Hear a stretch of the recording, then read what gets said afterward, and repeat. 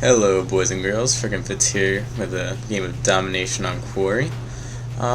You'll see I start out using the noob tube, and that's because I like to go for the spawn kills on ground war domination, because if you can hit one, you can get a shitload of kills. And it's pretty awesome just to see the kill feed fill up with your name off the start of a game.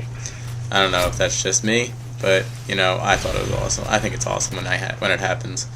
And if I ever get more than like 3 or 4, I'm definitely going to upload that to YouTube. I don't care how many haters are like, oh, yeah, use the YouTube, whatever, yo. That's sick.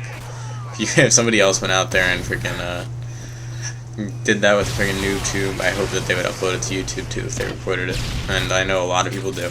So as you'll see, I'm using One Man Army Pro, using the Wings of Redemption class. If you've ever seen his video where he went about 3/4 of a way through a game and went 103-3 on Terminal with this class. And all it is Danger Close Pro with a noob tube with One Man Army, and that's pretty much all you need for the setup. The rest is kind of optional. Oh, and Claymores. Claymores are pretty pivotal in this class. But yeah, so it's a pretty rapage class actually, but it's completely not right to use because I go on a little tear in the beginning and then I switch off of it because this isn't exactly a great map to noob tube on, and it made me camp back a little too much and I didn't like the gameplay that I was getting. So I went and improved the gameplay. So yeah, anyway guys, as you'll see, as most of you have seen, I've been trying to do only use me Blades challenge, my best being 30.8. Probably could have been better because I did do a few screw ups in there, but you know, whatever. The best right now is 29.95. Hoping I eventually go past that, but if I don't. I'm gonna give it a few more shots. I'm getting a little tired of it. As you see, I got so tired of it that I went ahead and found my own way to do it, which would be going ahead and doing completely knife only. If you haven't seen that video, go check it out. I do 0 shots fired on the pit. If you're wondering how that's possible, you'll have to go check out the video to see that. Moving away from that and onto the gameplay, as you'll see, I've been defending B most of this time. I was kind of expecting the enemy team, especially with 9 players being, for at least 2 or 3 to want to be rushing B non-stop. Doesn't work out that way. It's kind of depressing, actually. I was hoping to get a nice kill feed going, but never worked out, so I started roaming around the map, and it eventually leads to my demise. So, chilling back. I'm trying not to die because I want to work up to my kill streaks, which are Predator, Harrier, Pavlo, which is a pretty nice kill streak setup. I got a bunch of good games with it, although I did accidentally delete most of them. But I'm pretty sure I've used that setup before with you guys anyway, so not a big deal. But it's definitely a nice setup to have. Pretty low kill streaks to get to, because as soon as you get to 5, you can usually get to 7, which then you can usually get to 9. And the Pavlo can usually at least get you 3 to 4 kills, which is nice to get a guaranteed 3 to 4 kills. And a nice little exploding barrel kill there, and then a noob camping up top. So that's the effectiveness of using the noob tube, and that's why you should use it if you don't completely hate the noob tube, which actually I do completely hate getting noob tube. But, you know, in this game, you gotta be a hypocrite a lot of the time. I mean, with certain things, no, don't be a hypocrite. Don't go care package glitching and then hate care package glitching. Because care package glitching is really stupid and really needs to get patched. It's freaking unbelievable seeing maps filled up with freaking Harriers and Pavlos and chopper gunners and AC-130s and EMPs going off and sentry guns lined up all around the map, and it's just ridiculously stupid and ruins gameplays. And as you'll see, I missed this guy, and then he comes around, shotguns me, and then gets blown up by my Claymore, where I would have gotten a Predator there. No, the Claymore is super delayed in this game.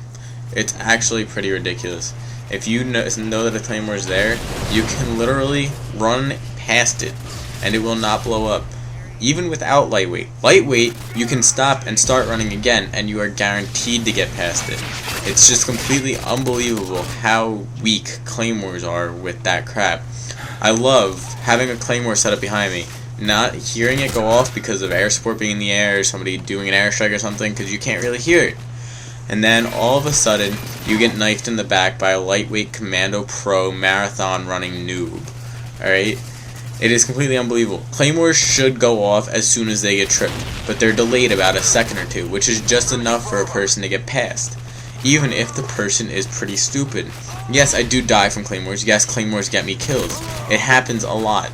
But that's because the claymore is well set up, and it's triggered so as you walk into a door, and not triggered as you're walking past it or walking towards it. Because if you're walking past it or walking towards it, you can usually get away from claymores.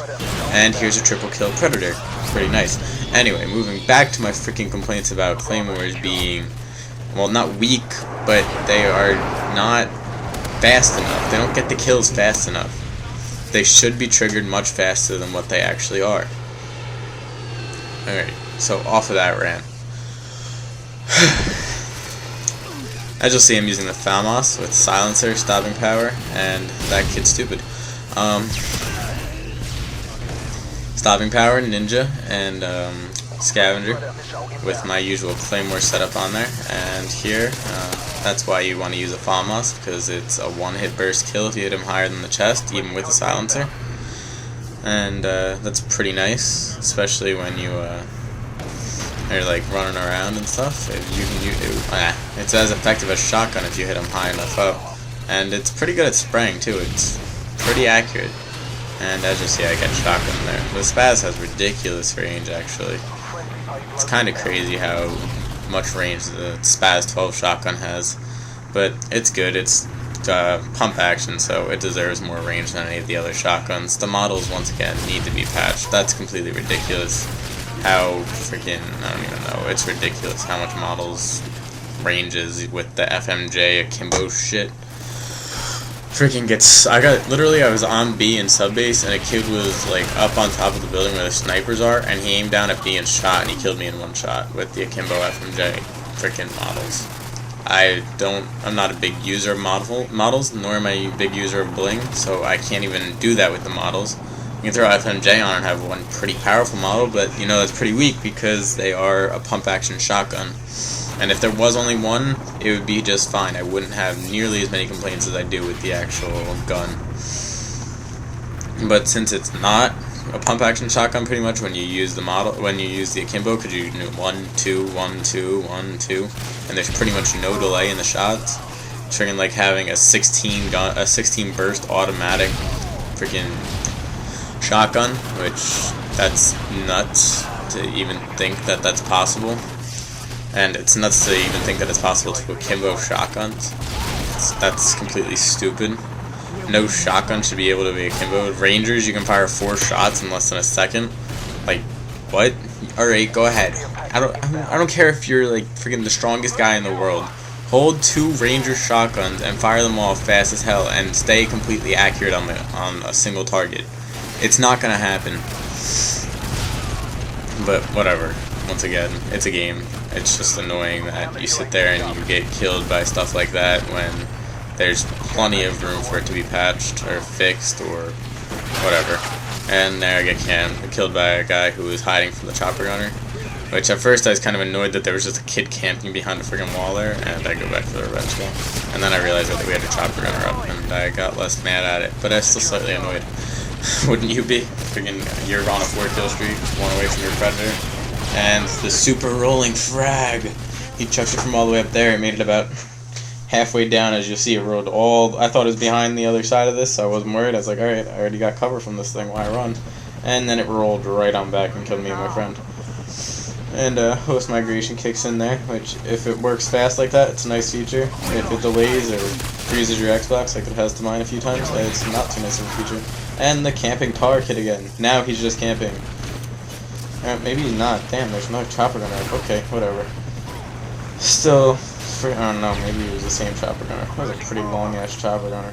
Whatever. Fucking annoying that he was just camping in there, and I thought, like, since 2 of my teammates were in there, maybe he wasn't in there anymore. But nope, no, he was. See, he's still in there. Nobody knows where this kid is, apparently. Nobody can figure it out, even though they keep on running through the building.